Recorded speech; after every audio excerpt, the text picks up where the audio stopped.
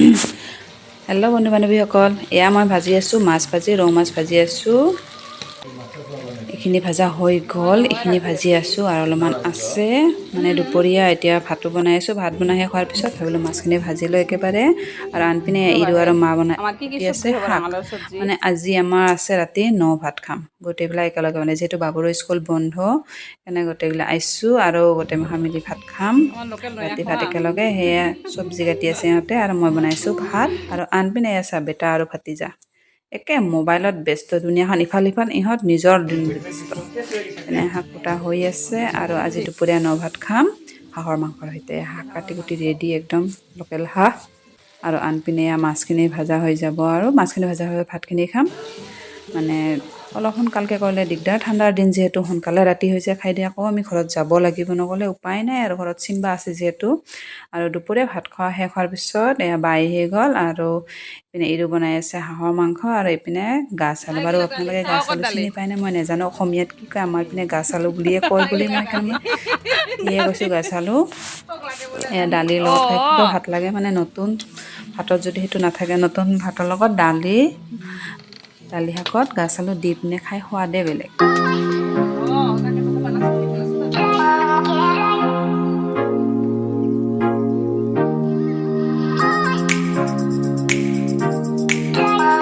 আৰু গোটেইখিনি যা যোগাৰ কৰোঁতে বনাওঁতে সন্ধিয়া লাগি গ'ল। গতিকে সন্ধিয়া চাহকাপ ৰেডি কৰোঁ বুলি ঘৰত আহিলোঁ। এয়া নিমকি দি চাহ খাওঁ, এইপিনে চাহ বনাই দিছোঁ, গাখীৰ গৰম হৈ আছে। আৰু আনপিনে সন্ধিয়াও লাগিলে অলপ ঠাণ্ডা পৰিলে ভাবিলোঁ চলখন লৈ লওঁ। এয়া এইপিনে চাহ বনাই আছোঁ আৰু আনপিনে এইপিনে বনাই আছে মাছ, মানে আলু ভাজি আছে, আলু আৰু বিলাহী দি মাছৰ চব্জি বনাব। মাছখন যে ভাজি থৈছোঁ দুপৰীয়া, সেয়া আলু আৰু বিলাহী দি বনাব। সেইকাৰণে বনাই আছে, ৰেডি হৈছে। এইপিনে চাহ তাহ খাই পিনে এইখিনি কৰি আছে।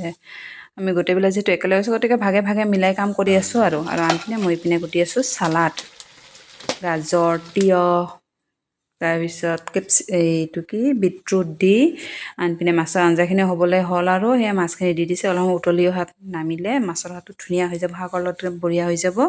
সেইকাৰণে এইখিনি বনাই আছে। আনপিনে জুইও পুৱাই আছোঁ, শীতকাল যিহেতু জুই পুৱাই ভাত ৰান্ধি খাবৰ সোৱাদেই বেলেগ। ইপিনে ৰন্ধা বঢ়া হৈ গ'ল, এয়া দালি ৰেডি, গৰম গৰম ভাত ইপিনে ৰেডি হৈ গৈছে একদম। আৰু আনপিনে হাঁহৰ মাংস একদম মজা হৈছে, খাবলৈ খুবেই সোৱাদ হৈছে।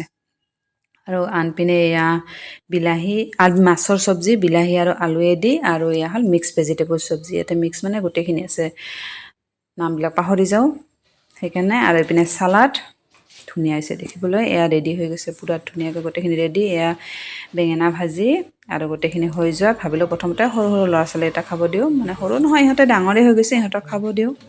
খাই আছে।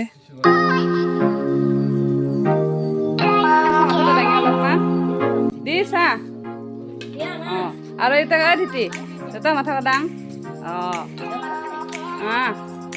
অঁ হিয়া বঢ়িয়া। আৰু চাই পিনে কেনে হৈছে হামিদ কবি আৰু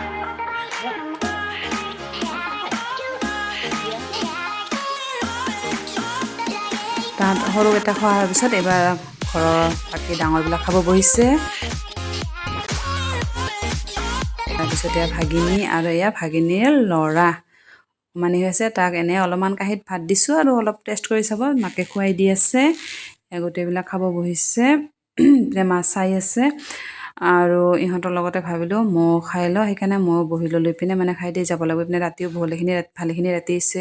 আপোনালোকেতো জানেই আমাৰ ঘৰত চিম্বা আছে, মানে আমাৰ সৰু কুকুৰ এটা আছে, গতিকে উপায় নাই যাবই লাগিব। গতিকে দেৰি নকৰি সোনকালকৈ খাই যাওঁ। আৰু ভিডিঅ'টো কেনে পালে জনাব দেই, ভাল লাগিলে।